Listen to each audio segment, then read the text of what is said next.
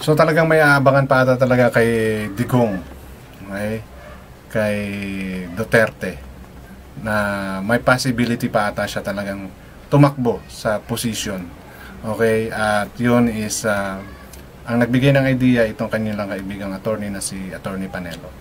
So ipinaliwanag dito ni attorney yung dalawang options na pwedeng takbuhin ni Digong Duterte sa darating na 2025 elections. So I think hanggang 8 yung ating filing of candidacy.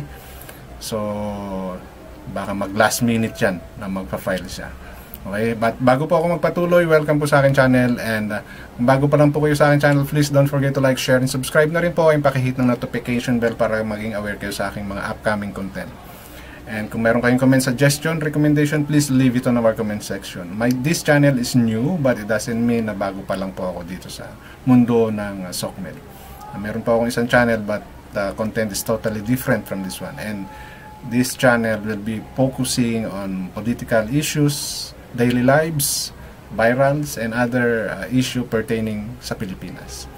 Alright, so balikan po natin itong aking gustong i-share na content or video sa inyo, na kung saan nagbigay ng choices itong si Attorney Panelo kay Duterte, kay Digong. At ang dalawa sa pagpipilian ni Duterte is either senatorial or pagiging mayor ng Davao. So pakinggan po natin yung paliwanag ni Attorney Panelo. Sabi mo, nasa Congress, senador ka na lang. Medyo, pag senador ka, hindi ka api-apihin mo yan.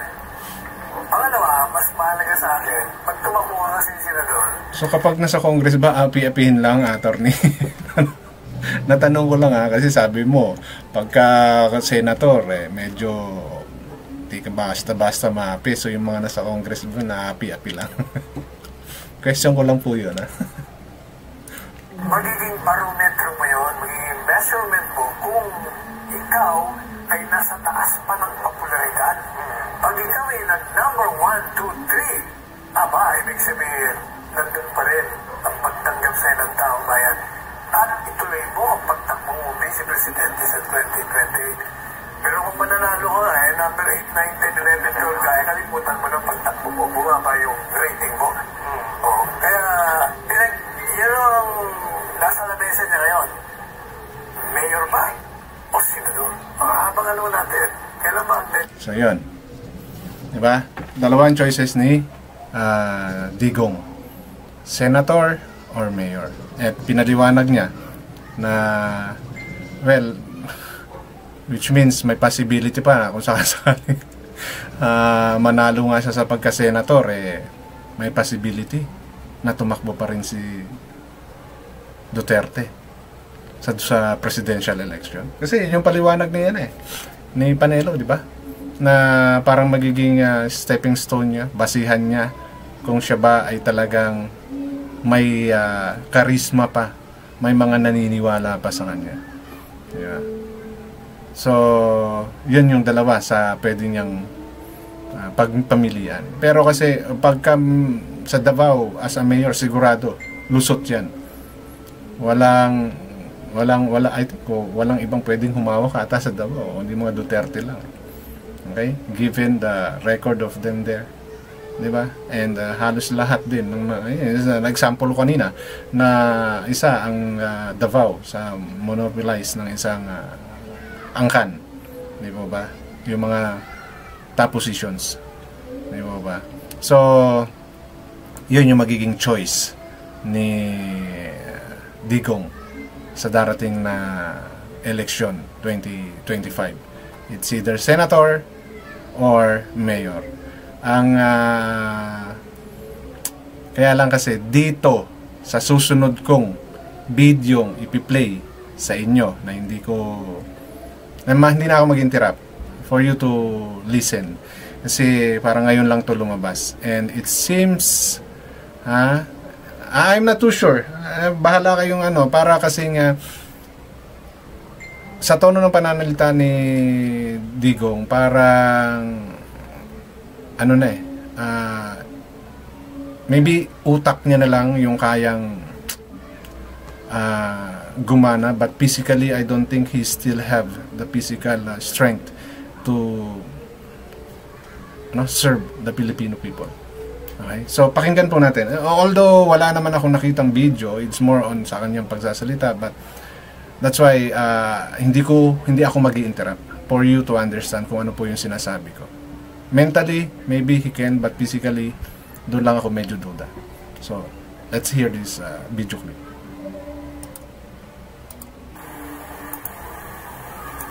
Sabihin ko, lahat ito, tatanggapin natin, sikmurain natin. Ikala ko, ayaw mo, if you want to use the R word, kasi sikmurain mo lang, total sabi ko, itong lahat, it will come to pass. It will come to pass, there will be a recording somewhere, someday. Meron pong gustong malaman ng aking mga kababayan. Ano rin bang pinagkakaabalahan niyo sa ngayon? Wala naman sa paningin ko, tama naman ang ginagawa ng ating gobyerno. Lahat na, from local to national, mukhang wala naman silang ginagawang kasama o mali. At kontento naman ako sa nakikita ko ngayon. Ngayon, kung pag-iisipan ko yan, kung ano ang nakikita ko, isipin ko yan gabi-gabi, araw-araw, baka magkakaroon ako ng ibang ibang paningin sa buhay. Pero as it is, okay ba ang gobyerno na natin? Wala man ako masyadong bubuhay doon kami dito. Yung si Torre, as a former president, mayor, hindi kami nagkipag-halubilo. Never met him. So with the others, halimbawa ito si Marvel, malayo naman masyado. What, pagkain ko sa okay lang. Okay lang. Kung anong gawin nila, okay lang. Ganun lang yan. Ngayon, pag hindi okay yan, titignan natin. Masyadong maaga pa. Okay. Para sa kanila, kung ano ang gagawin nila, ngayon, at kailanman, hanggang sa katapusan, alam mo, ang mundo bilog sa ayaw nilat sa hindi, matatapos rin itong lahat. So, palagay ko, yung nakikita ko, kung yung naman nagdadating sa atin, wala naging mali, okay na. Wala ako, yung nakikita ko na nilusob yung bahay ng anak ko, parang rehearsal ng martial yan, o exercise lang ng pulis na walang magawa. Okay lang rin sa akin. Sabihin ko, lahat ito, tatanggapin natin sa sikmurain natin. Kung ikala ko, ayaw mo, if you want to use the R word, kasi sikmurain mo lang, total sabi ko, itong lahat, it will come to pass. It will come to pass, there will be a recording somewhere, someday. Ganun lang yan. So, sabihin mo ba sa kanila, mali yung ginagawa ninyo? Sabihin nila tama. O sabihin ko yung tama yung ginagawa ninyo. Sabihin ninyo, pasensya na, mali. Walang mangyari sa patayan. Ibig sabihin, kabalastugan na ito lahat ng exchange o harsh words o pag-away. Huwag na lang, panahon nila. So, umasa na lang tayo dyan sa the eternal muna tayo sa wala na yun, huwag natin punta sa langit, yung bola na lang, na umiikot yung, umiikot. It will correct itself in due time. Gano'n na doon ang mensahe ko kay Barbel. Kaya masyado naman, nagsigahat ko ng Torre Pantore sa Ion Regit. Kung pagbigyan tayo ng Panginoong Diyos na may pagawa pa tayo sa ginawa sa atin, okay na. Pag wala ng panahon na ibigay ang ng Diyos sa atin,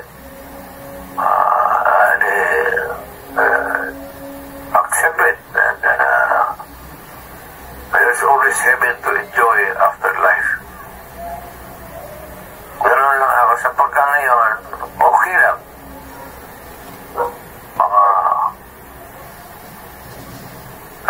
Lahat okay lang. Oo. Kasi sabihin mo na tama lahat sila sa okay lang. Gawin mo lang. Sigarin mo pa. Medyo kulang pa. Okay lang. Sinilig niyo ba ako? May tatanong. We can take it. Ang pamilya ko, we can take it. Okay lang. So yan yung about kay Duterte. Okay? Yung interview sa kanya na halos hindi na marinig si Attorney Panelo, na siya na lang nang siya yung nagsalita. So may mga paliwanag siya na para sa kanya is kung ano man yung mga nagawa sa kanya, accept na lang daw. Okay? So sa malinaw rito is may mga mensahe siya kanila Torre at dun pa sa ibang mga taong hindi natin alam kung may galit sa kanya. Alright? So malamang meron yan, di ba? But we don't want to imply anything here. Nakadepende yan kung paano ninyo iintindihin yung content na to. Ang para sa akin dito is you heard the man, pero para sa akin kasi physically I'm not sure if he can still serve. Diba? Oo, hindi naman siya maglalakad, mayroon naman siya mga utusan, but still yung health niya ang magiging issue dito. Diba? Ang health niya. And during his presidential time, diba, ilang beses na siya na hindi halos nakita ng ilang araw. At nagka-issue na siya about sa health niya. So, if he is really running for senator or mayor, diba, dapat ma-assured muna nila yung health ni Duterte. Diba? Dahil baka bandang huli, hindi naman natin inihingi. Diba? So, sayang lang yung slot na kanyang kukunin. Diba? Binabayaran yan ng tax natin. Paalala lang po.